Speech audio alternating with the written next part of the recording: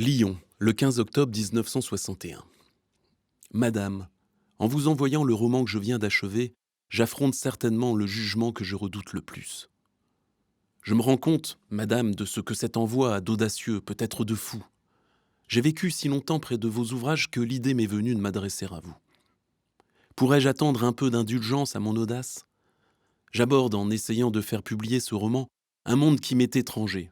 Je n'ai aucune relation dans les milieux littéraires et, par-dessus toute chose, j'espère peu de sympathie pour un livre dont le sujet paraîtra soit scandaleux, soit complaisamment équivoque. Je ne l'aurais évidemment pas écrit si je devais m'attendre à accepter un jour ce genre d'interprétation. Madame, je me permets donc de solliciter votre appui, si ce livre vous semble en valoir la peine. Veuillez agréer, madame, l'expression de mon respect. André Dubigny. Petite Plaisance, 14 novembre 1961. Mademoiselle, j'ai bien reçu votre lettre du 15 octobre, précédée de plusieurs jours par vos 2 cahiers dactylographiés. J'ai à peine besoin de vous dire que je suis touchée par votre intérêt pour mon œuvre. Votre lettre avoue qu'en essayant de faire publier le roman dont vous m'adressez le manuscrit, vous abordez un monde qui vous est encore étranger. Que vous soyez prête ou non à l'aborder est une question que nous examinerons plus tard. Il est clair en tout cas que vous avez besoin de conseils et que vous me demandez de vous en donner. Je me résous à le faire, bien que ce soit là une tâche ingrate.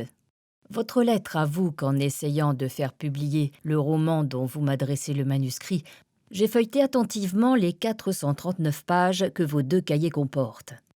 Je dis feuilleter attentivement.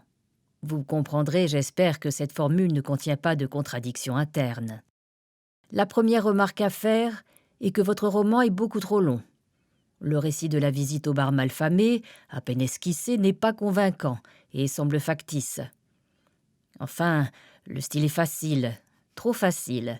Il est clair que vous avez cherché à vous plaire à vous-même, à vous bercer d'une rêverie exaltante ou mélancolique au sujet d'une aventure, personnelle ou non, peu importe, plutôt qu'à essayer de mieux comprendre et de faire mieux comprendre un aspect de la réalité qui vous tient à cœur.